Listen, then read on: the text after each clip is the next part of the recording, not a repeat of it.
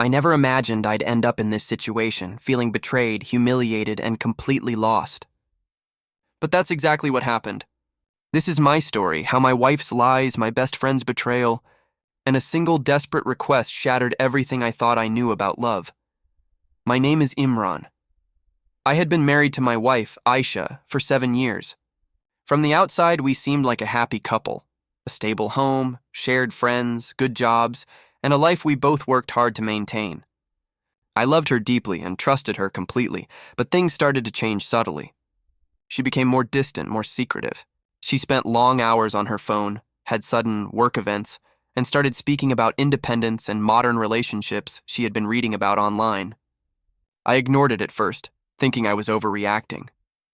Then came the confession. One evening, Ayesha sat me down and calmly told me that she wanted an open marriage.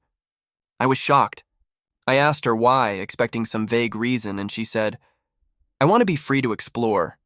I think it's healthy for a marriage. I need space to be myself." I was stunned. After 7 years of marriage, she wanted an open arrangement, not because we both agreed, but because she had someone else. And it didn't take long for me to find out who that someone was, my best friend, Farhan. I couldn't believe it. Farhan had been my closest friend for over a decade.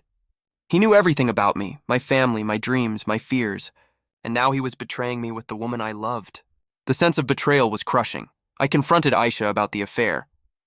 She didn't deny it. Instead, she tried to justify it with her open marriage reasoning.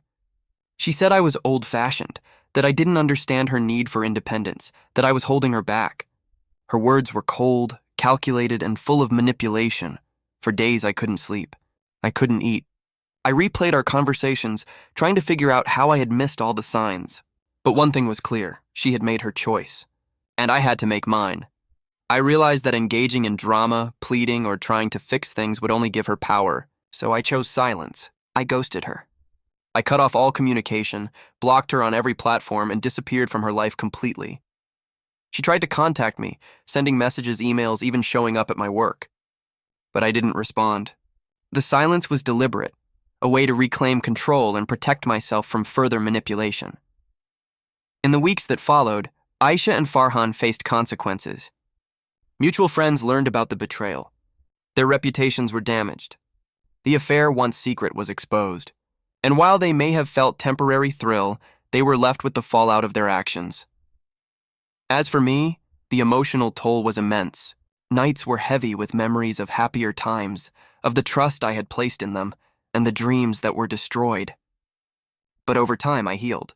I focused on myself, rebuilt my life, and surrounded myself with people who valued loyalty and honesty. The hardest lesson I learned is this: betrayal doesn't just hurt, it changes you. It forces you to reevaluate who you trust, who you allow into your life, and how you respond to pain.